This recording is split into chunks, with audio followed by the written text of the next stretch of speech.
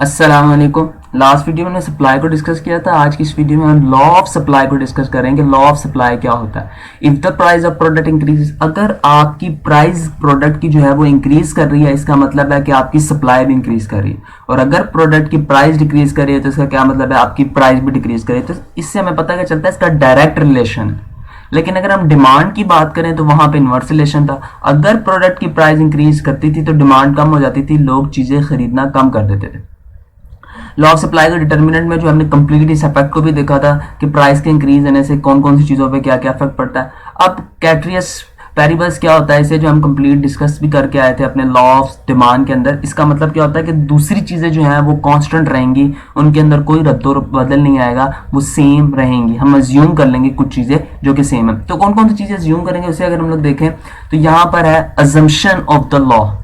जो आपने डिटर्मिनेंट्स पढ़े थे वही इसकी अजम्पशन होगी। जहां हमने पढ़ा था यहाँ पे बस आपने रिमेन सेम का लफ्ज लगा देना कि वो कांस्टेंट रहेंगे या रिमेन सेम रहेंगे, चेंज नहीं होंगे। तो डिटर्मिनेंट्स हमने क्या पढ़ा था? Cost of factor of production, factor of production की जो कॉस्ट है वो रिमेन सेम होनी चाहिए। उसके बाद availability of factor of production वो सेम होनी चाहिए, टेक्नोलॉजी सेम होनी चाहिए, इनडायरेक्ट टैक्सेस एंड सब्सिडी जो है वो सेम होनी चाहिए, एनवायरमेंटल कंडीशन। तो वही वो जो हमने पढ़ी थी उसकी डिटर्मिनेंट्स वही जो है इसकी एग्जम्पशन बन जाएंगे। Number of the seller in the market, ठीक है, एक्सेप्टेशन अबाउट द प्राइस और demand in the future remain same, और ये सारी चीजें जो है हम कंप्लीट डिटेल के अंदर, और वो नेचुरल रिसोर्सेज, तो उसको हमने कंप्लीट डिटेल के अंदर डिस्कस किया था। तो अब कोई भी जो लॉ होता है आपका, जो कोई भी लॉ होता है वो तीन चीजों से बनता है जिसे हमने डिस्कस किया था। सबसे पहले आपने क्या लिखना है? उसकी डेफिनेशन लिखनी है, या उसको थोड़ा सा जो है आपने क्या करना है, उसको एक्सप्लेन करना है। उसके बाद क्या होता है? उसके बाद उसके assumption लिखेंगे। उसके बाद आप क्या करेंगे? उसके बाद उसको जो है ना ग्राफिकल रिप्रेजेंटेशन देंगे। तो इकोनॉमिक्स में जो है ग्राफिकल रिप्रेजेंटेशन बहुत इंपॉर्टेंस रखती है। अब इस लॉ को जो है वो ग्राफिकल देख लेते हैं कि अगर हमें लॉ जो है वो ग्राफिकल ड्रॉ करना हो तो हम इसको कैसे ड्रॉ करेंगे। ग्राफिकल ड्रॉ करने से पहले इसकी जो है कुछ प्रैक्टिकल इंपॉर्टेंस देख लेते हैं कि ये लॉ कहाँ कहाँ पे यूज हो सकता है। तो डिमांड में हमने डिस्कस किया था कि वो लॉ भी जो है आपकी मार्केट इक्विलिब्रियम को जो है लाने के लिए यूज होता है। तो ये लॉ भी आपकी जो है मार्केट इक्विलिब्रियम को फाइंड आउट करने में बहुत इंपॉर्टेंट जो है वो साबित होता है। क्योंकि जब हम नेक्स्ट वीडियो के अंदर मार्केट इक्विलिब्रियम को देखेंगे तो आप देखेंगे ये दोनों के कोलैबोरेशन से बनता है। लॉ ऑफ सप्लाई और लॉ ऑफ डिमांड दोनों मिलती हैं तभी जो है मार्केट इक्विलिब्रियम के अंदर आती है।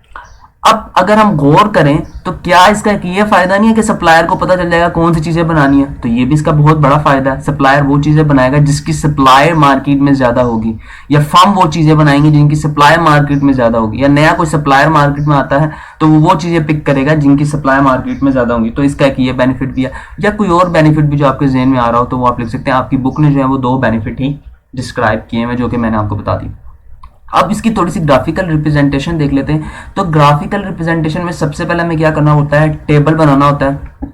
तो ये बनेगा किस चीज के दरमियान? डेफिनेशन में भी हम पढ़ के हैं प्राइस का रिलेशनशिप है सप्लाई के साथ। तो हम क्या कर लेते हैं? प्राइस और एक जगह पे ले लेंगे क्वांटिटी सप्लाइड, उसको ऐसे रिप्रेजेंट कर लेते हैं। अगर मेरी जो है प्राइस 1 है, फिर 2 होती है, फिर 3 होती है, क्योंकि हमने इंक्रीज करना है और इंक्रीज का फैक्ट दिखाना है, 5 तक ले जाते हैं। और यहां से हम किसी भी नंबर से शुरू कर ले रैंडमली। तो हम यहाँ 1 से ही शुरू कर लेते हैं, 1 2 3 4 5।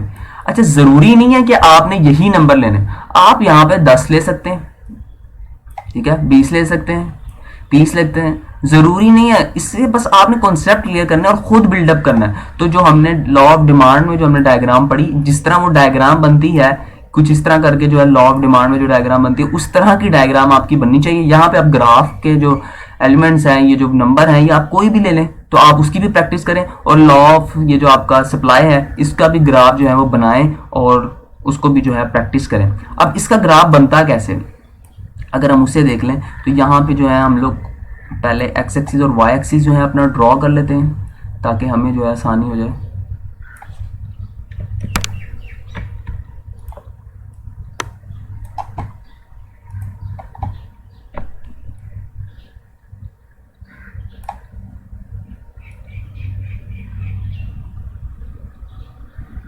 तो साइज जो होता है ना, ये जो बॉक्सेस का साइज होता है ये आप अपनी मर्जी से ले सकते हैं। मैं जो हूँ 2 बॉक्स को 10 के इक्वल रख रहा हूँ, ठीक है।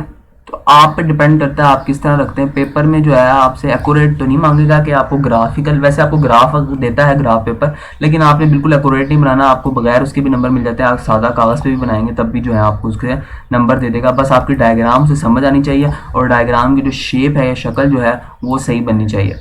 तो आप अंदाजे से भी बना सकते हैं, उसका कोई इशू नहीं है कि आपने जो है ना परफेक्ट ही बना कर आनी है पेपर के अंदर डायग्राम, लेकिन कोशिश करें कि आपकी डायग्राम से समझ आ रही हो और आप जो रिप्रेजेंट करना चाह रहे हैं वो आपका पॉइंट जो है वो क्लियर हो।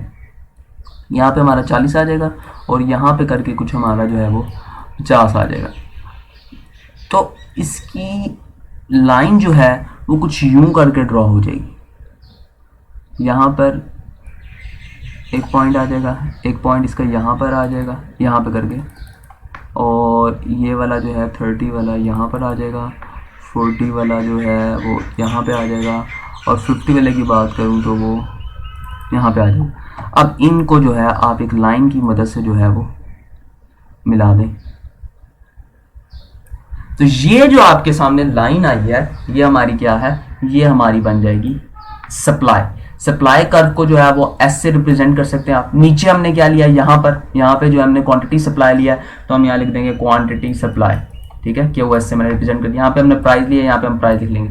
तो जो भी आप डायग्राम बनाए, अगर आपको लॉन्ग क्वेश्चन है तो उसे एक्सप्लेन जरूर करें। आप कह दें कि जी मैंने एक्स एक्सिस पे ये चीज दी है, वाई एक्सिस पे ये ली, जैसे at X axis we show a price, at Y axis we show a price, at X axis we show a quantity supplied. तो ये आप लिख सकते हैं। उसके बाद क्या है, the line S represented the curve supply, आप ये लिख सकते हैं। साथ ही बता सकते हैं यहां पर जो है आप देख रहे हैं कि इंक्रीज हो रहा है, ठीक है, आप इसको इस तरह एक्सप्लेन कर सकते हैं। आप ये बता सकते हैं कि आपकी स्लोप जो है वो अपवर्ड जा रही है। अपवर्ड क्यों जा रही है, उसकी रीजंस क्या है, क्योंकि यहाँ पे आप देखें प्राइस के इंक्रीज होने से सप्लाई इंक्रीज हो रही है, इस वजह से अपवर्ड जा रही है। दोनों के दरमियान जो है वो डायरेक्ट रिलेशनशिप है प्राइस और सप्लाई के दरमियान। तो आप इस तरह से एक्सप्लेन कर सकते हैं इजीली। तो इस तरह जो है आपका law of demand, law of supply जो है वो कंप्लीट होता है। लॉ ऑफ सप्लाई का अगर आपको क्वेश्चन आ जाए तो आपने लिखना किस तरह है, सबसे पहले आपने क्या लिखना है, उसकी जो है डेफिनेशन बतानी है, दोनों का रिलेशन बताना है। रिलेशन बताने के बाद आपने जो है उसकी अजम्पशन बतानी है, फिर उसको ग्राफिकल रिप्रेजेंट करना है और उसकी प्रैक्टिकल इंपॉर्टेंस बतानी है। अगर वो पूछ किस तरह सकता है, अगर हम देखें तो इस क्वेश्चन को पूछेगा इसी तरह स्ट्रेट फॉरवर्ड कि आप लॉ ऑफ सप्लाई को डिस्कस करें, या आपसे जो है 2 नंबर का शॉर्ट पूछ लेगा कि आप लॉ ऑफ सप्लाई का ग्राफ बता दें, या आपसे पूछ लेगा उसकी अजम्पशन बता दें। तो ये चीज़ें हैं जो आपसे वो पॉसिबल पूछ सकता है। इंशाल्लाह नेक्स्ट वीडियो के अंदर हम क्या डिस्कस करेंगे, मार्केट इक्विलिब्रियम को, कि आपका मार्केट इक्विलिब्रियम क्या है और मार्केट इक्विलिब्रियम बनता कैसे।